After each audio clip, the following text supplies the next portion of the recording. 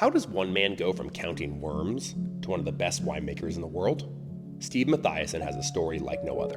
But if you knew him, it would make sense. His love for the soil, the earth, and living beings harmoniously informs his work as a farmer and winemaker. Both Jill and Steve Matthiasson embody a philosophy where wine isn't manufactured. It's cultivated through patient attention to what the land needs. What began with counting literal worms to measure soil health has blossomed into acclaimed wines that reflect both the integrity of the land and the hands that tend it. You two met Davis. Tell me the story. I was working for a family farmer nonprofit organization, and we got a grant to do this project with almonds, working with almonds in the Central Valley of California. And the company that we subcontracted out to hired Steve as an intern. Oh, a classic intern story. Intern.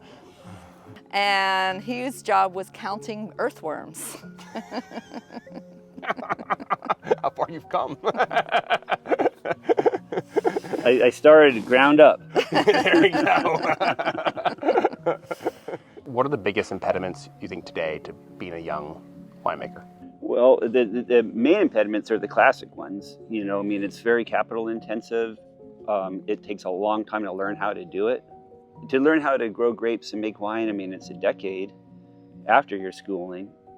And it's extremely complex. You're dealing with, having a green thumb and thinking about plants, also flavors and being a chef, also, a business. And then you have to figure out how to, like when you print, just printing labels on a bottle, you have to learn how printing works. I'm just using it as an example, Sure, right? yeah.